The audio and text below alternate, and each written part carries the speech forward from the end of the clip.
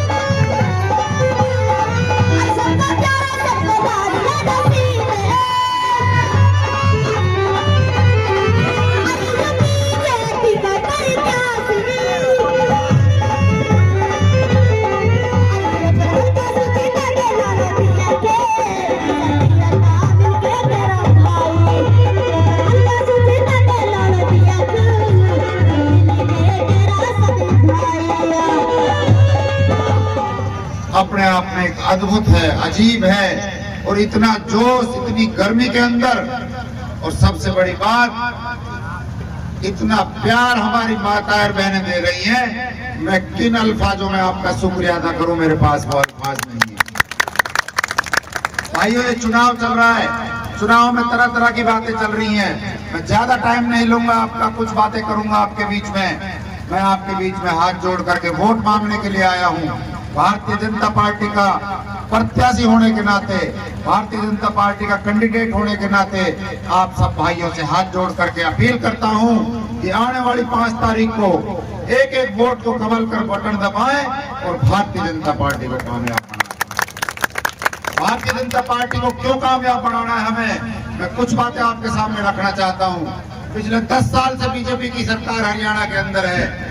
केंद्र में तो तीसरी बार बन चुकी है और हरियाणा में भी इंशाल्लाह जल्द तीसरी बार बन जाएगी। साथियों, बीजेपी ने मेवात के अंदर विकास काम किए, हरियाणा को नंबर 1 बनाया है। जैसे देश को मोदी जी ने नंबर 1 बनाया है, ऐसे ही हमारे प्रदेश को बीजेपी ने नंबर 1 बना रखा है। और मेवात के ऊपर जो पिछड़ेपन का जो एक लांछन और एक आरोप लगता था, बीजेपी ने उसको दूर करने का काम किया है। आज हर गांव में बच्चों को रोजगार मिल रहा है, आज हर गांव में बच्चों के लिए काम मिल रहा है, रोजगार मिल रहा है, और वो भी बगैर किसी खर्ची के, बगैर किसी पर्ची के और बगैर किसी सिफारिश के। हमारे यहाँ पीने के पानी की बड़ी समस्या होती थी, लेकिन भारतीय जनता पार्टी ने, मैंने उनसे अनुरोध किया मुख्यमंत्री जी से, 263 करोड़ का पीने का पानी जमुना से मंगाया और हमारे सारे गाँव में पीने का पानी की सप्लाई डलवाई। हमारे यहाँ पर हॉस्पिटल्स की कमी थी, आपके अगोन के मोड़ पर हमने हॉस्पिटल बनवाने का काम शुरू हो जाएगा जल्दी।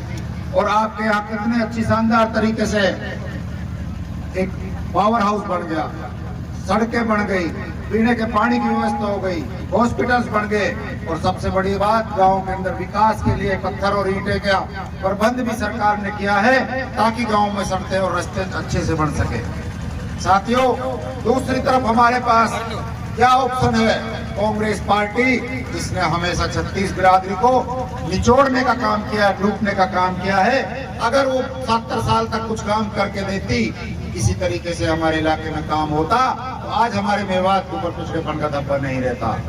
साथियों, ये सिर्फ वोट लेने के लिए आते हैं और फिर भूल जाते हैं, इलाके में आग लगाते हैं, फसाद फैलाते हैं और छुप करके अजमेर और राजस्थान में छुप जाते हैं। जब मौका होता है कौम के बीच में रहने का, तब तो ये अजमेर और जयपुर में छुप जाते हैं। और आज वोट मांगने के लिए आपके बीच में आ रहे हैं और कह रहे हैं मैं तुम्हारा हमदर्द हूँ। अरे वो हमदर्द होता तो इस मेवात को जलाने का काम नहीं करता। अगर वो हमदर्द होता तो मेवात के नौजवानों के लिए संघर्ष करता।